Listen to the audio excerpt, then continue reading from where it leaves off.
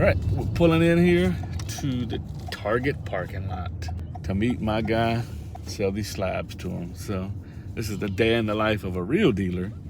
It's not all flash and glitz and glam, but it's fun though.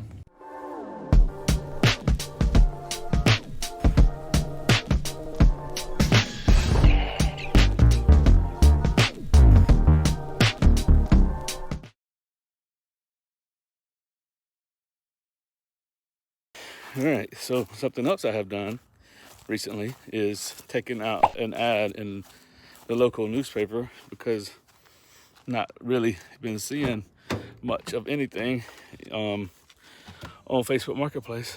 In my area is a small area.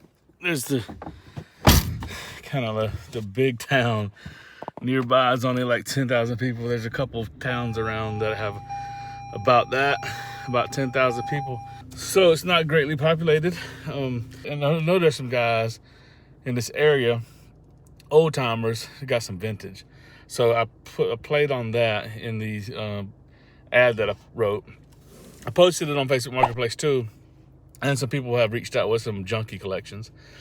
But the ad in the paper, I've got two calls. The first one was a junky collection, and I talked the guy through it. I said, it's not worth anything. I can't, you couldn't even probably sell it to anyone for any value other than, 10-cent packs or something like that, bulking it together or whatever. And he just didn't understand what I was looking for. I was trying to get him to show me all of the cards, and the collection kept sending me like pics of 10 cards, this and the other. Anyway, so then finally I get this call, older gentleman, because I did put in the listing, I said no junk wax, and I put the years of it, and I said Michael Jordan's the only exception. So this old guy calls me the other day, older gentleman, he's got to be in the 70s, 80s, older gentleman, and he tells me, hey man, I got a Michael Jordan collection. I think it's some of this collectible stuff. I made a video on me buying another Michael Jordan collection like this. That sounds like it will be similar to that. I did really, really, really, really well on that collection. Sold it all, made double my money, maybe 2.5. And I was able to walk away with a Kobe Bryant rookie that PSA 9'd, a nice short print Lucky 13, and a nice Jordan that I kept in the PC, and I like 2.5x my money. So you can go back and watch that video. I'll throw it up, the thumbnail. Like I said, it was just some weird stuff. But let me tell you, Michael Jordan stuff sells on eBay. Doesn't matter what it is. So I'm going now to meet him. It's about 30 minutes. We're going to meet at a Walmart in another town over. And I'm going to go check it out. And we're going to see if I can find another little collection here. A nice little Jordan collection. Like I said, it sounds like it's some of this 22 karat gold kind of stuff and all this. But I learned a lot from that last collection and sold it. So I know that this stuff sells. So I'm going to go check it out and see if I can get it for a good deal. So let's go.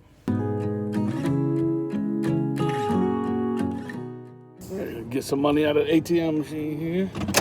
Fun thing is this guy didn't really give me any info on him. He didn't say a price at all. He didn't say what he's asking.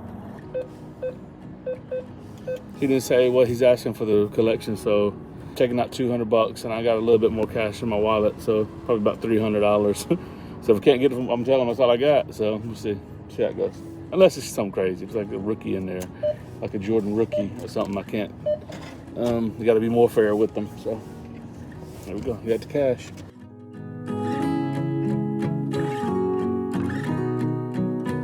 But here we are at the Walmart.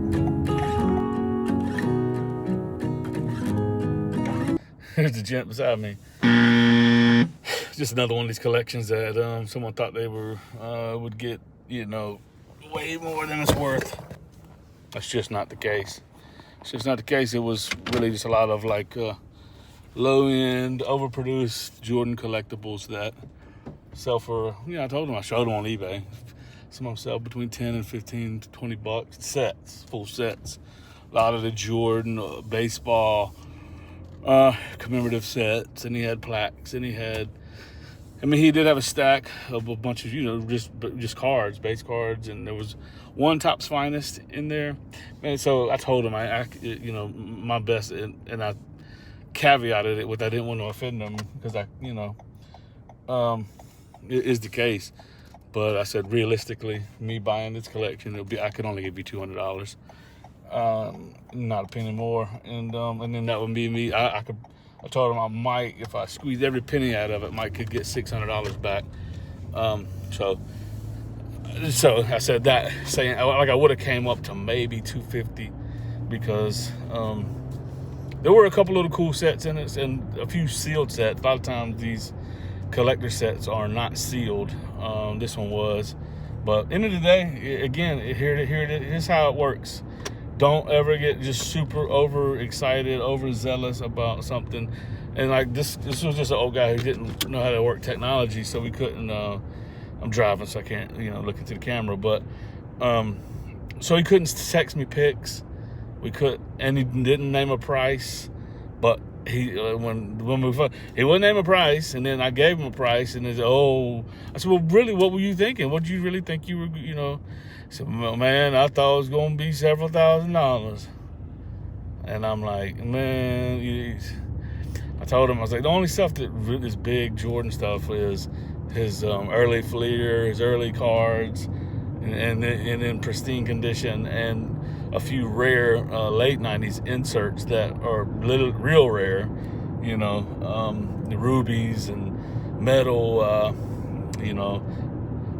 some of the rare inserts.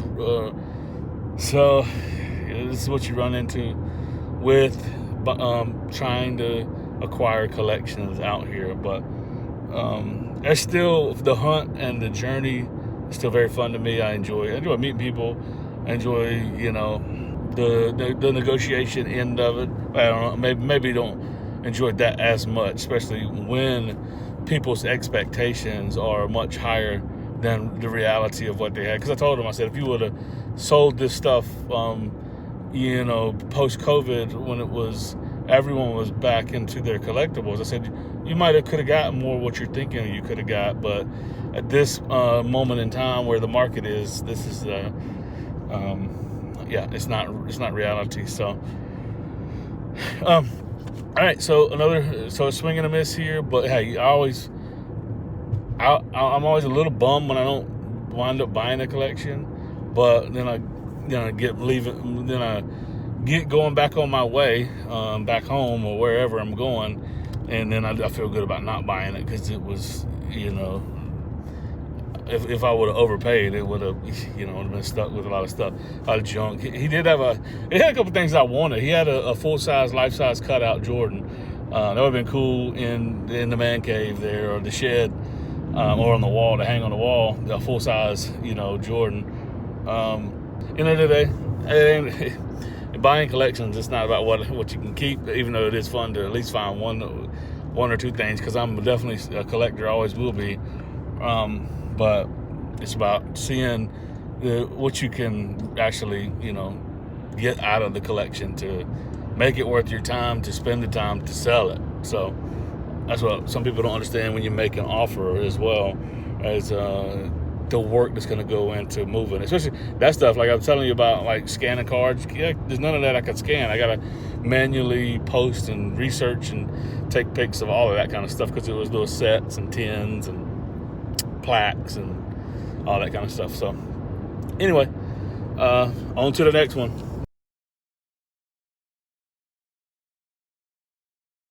Yesterday was a swing and a miss on that collection, but like I was saying yesterday in that video, that networking is important. So I met a guy at the show, the guy who bought the John Morant in Memphis, the John Morant Silver Prism. So he's getting back into the hobby, and he's absolutely targeting some good players, huh? Happy as a digging. Did you pull this out of the pack? I'm just curious. No, I actually traded for it at the last show. So, yeah. Well, I'm glad to be the beneficiary of that. So he wanted my contact info. He said, "You got some nice stuff in your case. I'll take down your number. I might pick something up from you." So this isn't a dealer deal. He took my number down. He lives in Memphis. It's about 2.5 hours away. We've been texting for a while, and he said, "I want a Tatum rookie, a nice Tatum rookie, and I want a nice Joe Burrow." So I said, "I got a Joe Burrow coming back from being graded, and I have a couple Tatums." So he's picking up this one, which is nice kind of rarity them. It's Ascension, but it's numbered to 75, and the SGC 9. And then this Burrow came back a 10, field level, not silver, just base, but it's a field level, nice card. So he's buying those two at market value, straight up cash.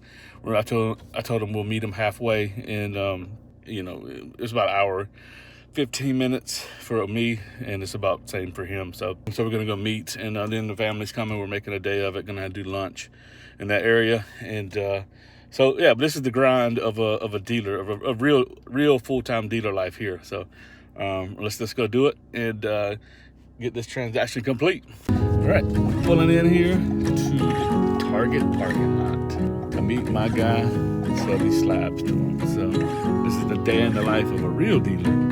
It's not all flash and glitz and glam, but it's fun though.